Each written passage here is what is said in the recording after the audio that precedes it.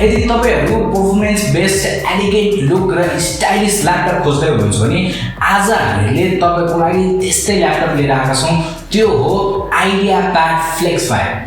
अब आइडियाप्याड फ्लेक्स 5 को बक्समा नै चाहिँ हामीले के पाउन सक्छौं भन्दाखेरि एउटा चाहिँ आइडियाप्याड फ्लेक्स 5 पाउन सक्छौं, अर्को भने चाहिँ यसको म्यानुअल पाउन सक्छौं जसमा चाहिँ हामीले आइडियाप्याड फ्लेक्स को बारेमा अझै इन डेप्थ कुराहरु जान्न सक्छौं भने अर्को चाहिँ हामीले चाहिँ आइडियाप्याड फ्लेक्स 5 मा चाहिँ 65 वाट को USB टाइप C चार्जर पाउन सक्छौं जुन चाहिँ एउटा लेटेस्ट जेनेरेसनको चार्जर हो भने अर्को चाहिँ हामीले यसमा एउटा एक्टिभ पेन पाउन सक्छौं, LENOVO एक्टिभ पेन पाउन सक्छौं जसले चाहिँ तपाईको यो LENOVO आइडियाप्याड फ्लेक्स 5 मा चाहिँ हामीले यो एक्टिभ पेनले चाहिँ स्क्रिनबाट चाहिँ हामीले राइटिङ गर्न सक्छौं हैन, या यो स्क्रिनबाट चाहिँ हामीले कन्ट्रोल गर्न सक्छौं हैन, भेरियस कामहरु गर्न सक्छौं यो एक्टिभ पेनको फिचर्सले चाहिँ। सो अब यो आइडियाप्याड फ्लेक्स 5 को फर्स्ट लुक को कुरा गर्ने भने यो चाहिँ स्मल सानो चिटिक्क मेटालिक लुक छ यसको र यसको पछाडीपट्टि कुरा गर्ने भने पछाडीपट्टि चाहिँ यसको कुलिङ भेन्ट छ जसले चाहिँ यो आइडियाप्याड फ्लेक्स 5 ले चाहिँ एउटा स्टाइलिश लुक को साथै चाहिँ एउटा राम्रो परफर्मेन्स बेस्ड ल्यापटप पनि बनाउँछ। अब आइडियाप्याड फ्लेक्स 5 को चाहिँ हामीले दुईटै राइट ह्यान्ड साइड र लेफ्ट ह्यान्ड साइडतिर चाहिँ हामीले डिफरेन्ट टाइप्स अफ पोर्ट्सहरु पाउन सक्छौं। जस्तै हामीले आइडियाप्याड फ्लेक्स 5 को राइट ह्यान्ड साइडतिर हामीले दुईटा USB A पाउन सक्छौं, कार्ड रिडर पाउन सक्छौं नि, र अर्को साइडतिर चाहिँ हामीले के पाउन सक्छौं भन्दाखेरि एउटा चाहिँ हामीले HDMI केबल जोइन गर्ने पोर्ट पाउन सक्छौं जसबाट हामीले एक्सटर्नल मोनिटर जोइन गर्न सक्छौं हैन, भने अर्को चाहिँ हामीले यही हामीहरुको 65 वाट को चार्जर जोइन गर्ने पोर्ट पाउन सक्छौं जसबाट चाहिँ हामीले USB टाइप C बाट चाहिँ चार्ज गर्छौं नि, अर्को पनि चार्जिङ पोर्ट चाहिँ छ।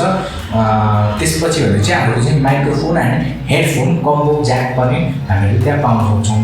अब यो त भयो पोर्ट्सहरुको कुरा जसबाट चाहिँ हामीले अब कि त हाम्रो डाटा ट्रान्सफर गर्ने भयो कि त हामीले अब फोन चार्ज गर्ने भयो कि चाहिँ हामीले त्यो ल्यापटप चार्ज गर्ने भयो। अब यसलाई खोलेर हेर्दा ओपन गरेर हेर्दा के छ भन्दाखेरि आइडियाप्याड फ्लेक्स 5 चाहिँ एउटा एकदम स्टाइलिश र एलिगेन्ट लुक भएको चाहिँ ल्यापटप हो। यो आइडियाप्याड फ्लेक्स 5 को चाहिँ स्क्रिनको कुरा गर्ने भने यसमा चाहिँ हामीले 14 इंच फुल HD डिस्प्ले पाउन सक्छौं र जसमा चाहिँ हामीले IPS फिचर्स पनि पाउन सक्छौं भने साथसाथै चाहिँ हामीले यसमा चाहिँ 250 देखि 300 को निट्स सम्मको ब्राइटनेस पाउन सक्छौं। यो आइडियाप्याड फ्लेक्स 5 मा चाहिँ त्यति मात्रै नभएर चाहिँ यो आइडियाप्याड फ्लेक्स 5 को स्क्रिन चाहिँ टच स्क्रिन पनि हो। तपाईले आफैले टच गरेर पनि डिफरेन्ट फिचर्सहरु चाहिँ एक्सेस गर्न सक्नुहुन्छ र साथसाथै चाहिँ यसमा एउटा एक्टिभ पेन पनि आउँछ, स्टाइलस पनि आउँछ जसले चाहिँ तपाईले त्यसको हेल्पले पनि तपाईलाई चाहिँ त्यो डिफरेन्ट फिचर्सहरु चाहिँ आफैले एक्सेस गर्न सक्नुहुन्छ।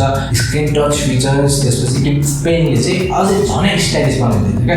तपाईहरुको कुनै पनि काम गर्नु पर्यो भने तपाईलाई ल्यापटप टाइप नगरिकन तपाईले स्टाइलिश बनाएर खर्कुल जसरी चाहिँ पेनले लेखिन्छ त्यसरी नै लेख्दाखेरि पनि तपाईलाई डिफरेन्ट एक्सपिरियन्स पाउन सक्नुहुन्छ तपाईले यो अरु ल्यापटपहरु भन्दा चाहिँ। सो यो आइडियाप्याड फ्लेक्स 5 को चाहिँ अब कीबोर्डको कुरा गर्ने भने यसको कीबोर्ड चाहिँ ब्याकलिट छ र राम्रोसँग चाहिँ स्पेस्ड भएको कीबोर्ड छ र राम्रो की रिस्पोन्स पनि छ यसको।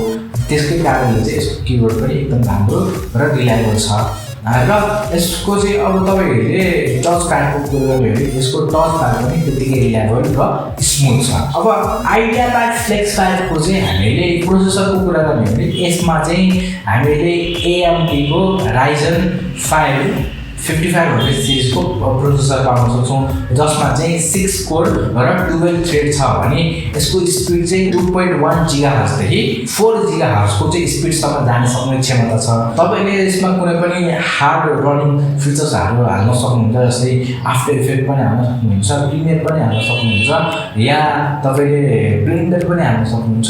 Any kind of features hard heating features पनि तपाईले हाल्न सक्नुहुन्छ।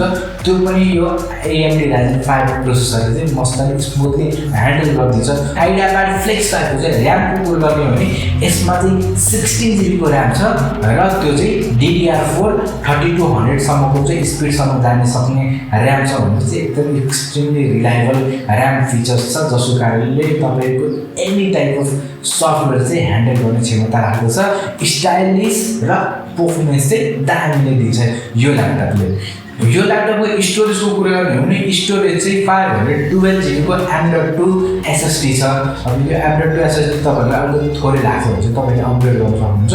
नत्र भने त तपाईहरुको लागि यो M.2 SSD त एकदम दामी र रिलायबल हुन सक्छ। तपाईहरुलाई कम भयो भने त अपग्रेड गर्न त तपाईले पक्कै सक्नु भइहाल्छ।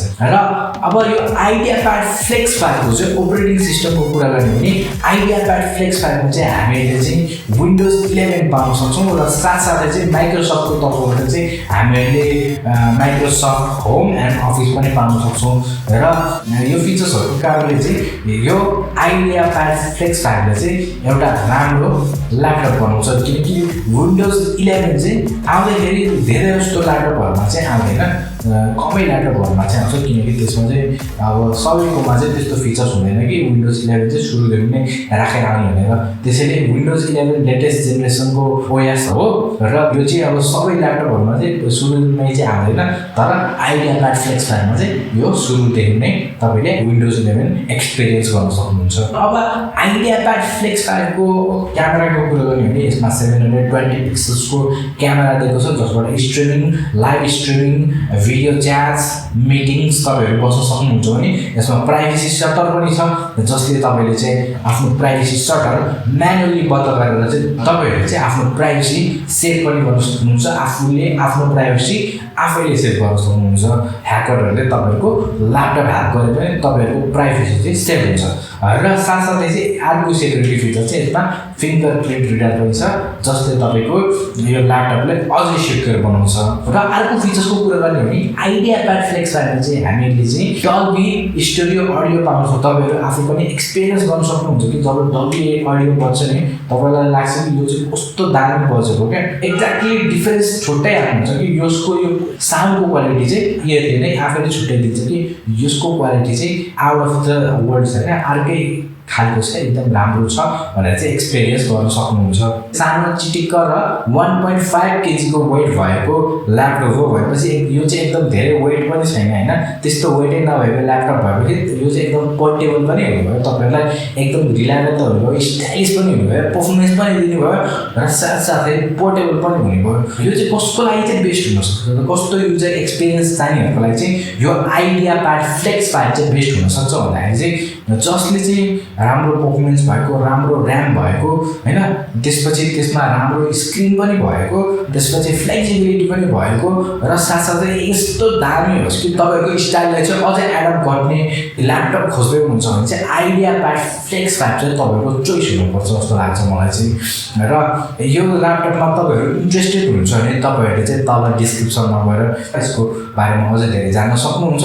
र तपाईहरु चाहिँ Lenovo को ल्यापटप लिने सोच्दै हुनुहुन्छ भने तपाईहरु चाहिँ Megatech नेपालबाट लिनुहोस्, किनकि Megatech नेपालले चाहिँ नेपालभरि नै चाहिँ Lenovo ओरिजिनल ल्यापटप्स डिस्ट्रिब्युट गर्दछ। र तपाईहरुले चाहिँ 1 इयरको वारेन्टी सुविधा आउँछ भनेपछि तपाईहरुलाई ओरिजिनल पनि भयो, वारेन्टी पनि भयो र दामी प्रोडक्ट पनि पाउनु भयो भनेपछि तपाईहरुलाई चाहिँ एकदम राम्रो फाइदा हुनेवाला छ। र तपाईहरुले चाहिँ Ideapad Flex 5 मा चाहिँ कुनै पनि क्वेरी छ, क्वेशन छ भने चाहिँ तपाईहरुले चाहिँ तल कमेन्ट्समा गएर पनि सोध्न सक्नुहुन्छ। म विमल राणाबाट हामी अर्को टाइम यस्तै टेक्नोलोजी रिलेटेड एलिगेन्ट भिडियो लिएर आउँछौं। त्यति समयसम्मको लागि म बिदा माग्न चाहन्छु। नमस्ते।